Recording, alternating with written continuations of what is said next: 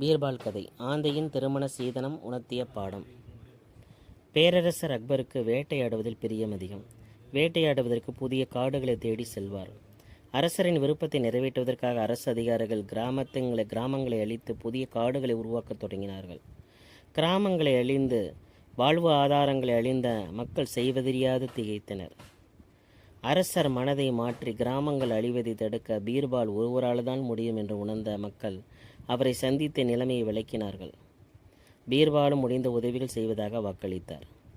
ஒருமுறை அக்பர் பீர்பால் மற்றும் அவருக்கு நெருக்கமான பிரபுக்களுடன் வேட்டையாடுவதற்கு சென்றார். அவர்கள் சென்ற காட்டுப்பாதையில் ஆலமரத்தில் 2 ஆந்தைகள் அமர்ந்து கொண்டிருந்தன. ஆந்தைகள் கத்துவது அவை எதை பற்றி விவாதிப்பது போல இருந்தது. அக்பர் விளையாட்டாக பிரபுக்களிடம், ஆந்தைகள் ஒன்றுக்கொன்று என்ன பேசிக் கொள்கின்றன என்று உங்களால் கூற முடியுமா என்று கேட்டார். அதற்கு பிரபுக்கள், இங்கே இருப்பவர்களை எல்லாம் அறிந்தவர் பீர்பால் தான், அவர் தான் உங்களுக்கு பதில் கூற முடியும் என்றனர். என்ன பீர்பால், நீங்கள் என்ன சொல்கிறீர்கள் என்று கேட்டார் அக்பர். தன்னுடைய மனதில் இருப்பதை அரசருக்கு சொல்ல இது நல்ல சமயம் என்று உணர்ந்தார் பீர்பால். ஆந்தைகள் பேசிக்கொள்வது என்ன என்றால் என்னால் சொல்ல முடியும், ஆனால் அரசர் நான் சொல்வதை தவறான எடுத்துக்கொள்ளக்கூடாது என்றார் பீர்பால். நான் ஏன் உங்கள் மீது கோபம் கொள்ள வேண்டும்? உங்கள் மனதில் உள்ளதை நீங்கள் தைரியமாக சொல்லுங்கள் என்றார் அக்பர். 2 ஆந்தைகளும் கல்யாண சம்பந்தம் குறித்து பேசிக்கொண்டிருக்கின்றன. ஆந்தைகளில் ஒன்று பெண்ணின் தந்தை, மற்றொன்று பிள்ளையின் தந்தை. பிள்ளையின் தந்தை கல்யாண சீதனமாக 50 காடுகள் வேண்டுமென்று கேட்கிறார். 50 காடுகள் வேண்டுமென்று கேட்கிறார். அதை எப்படி கூடிய சீக்கிரத்தில் கொடுக்க முடியும்? ஆனால் கூடிய சீக்கிரம் 100 காடுகள் கொடுப்பது சாத்தியமாகும் என்கிறார். முதலில் கல்யாண சீதனமாக 50 காடுகள் கேட்கிறார். பெண்ணின் தந்தை தற்சமயம் 50 காடுகள் இல்லை, ஆனால் கூடிய சீக்கிரம் 100 காடுகள் கொடுப்பது சாத்தியமாகும் என்று சொன்னார் பீர்பால். அது எப்படி முடியும்? 50 காடுகள் இல்லாத போது அவை எப்படி கூடிய சீக்கிரத்தில் இரட்டிப்பாகும் என்று கேட்டார் அக்பர். பெண் ஆந்தையின் தந்தை சொல்கிறார், எங்கள் அரசருக்கு வேட்டையாடுவதில் அலாதி பிரியம். காடுகளாக சென்று வேட்டையாடுவார். அரசரின் மகிழ்ச்சிக்காக அரசு அதிகாரிகள் கிராமங்களை அழிந்து காடுகளாக மாற்றி வருகிறார்கள். ஆகவே 100 காடுகளை சீக்கிரமே உருவாக்கி விடுவார்கள் என்றார் பீர்பால்.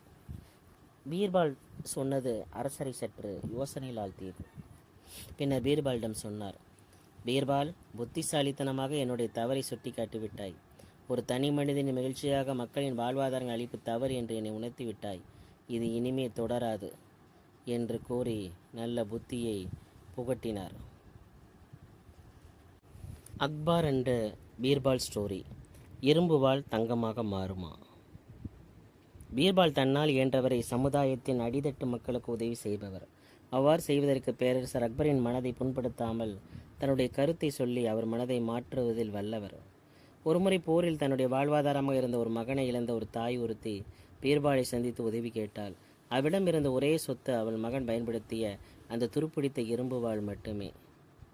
அவளின் நிலை கண்டு பரிதாபம் கொண்ட பீர்பால் அந்த மூதாட்டியை அடுத்த நாள் அரசவைக்கு அந்த உடைவாளுடன் வந்து அரசரை சந்திக்கும்படி கூறினார். அப்போது என்ன பேச வேண்டும் என்பதையும் அவளுக்கு கற்றுக் கொடுத்தார். மறுநாள் அரசவைக்கு வந்த அந்த பெண்மணி அக்பரிடம், அரசே, இந்த போர்வாள் இறந்த என் மகனுடையது. இது என்னிடம் இருப்பதால் எந்த பயனும் இல்லை. ஆகவே இதனை அரசிடமே கொடுத்து விடலாம் என்று கொண்டு வந்தேன் என்றாள்.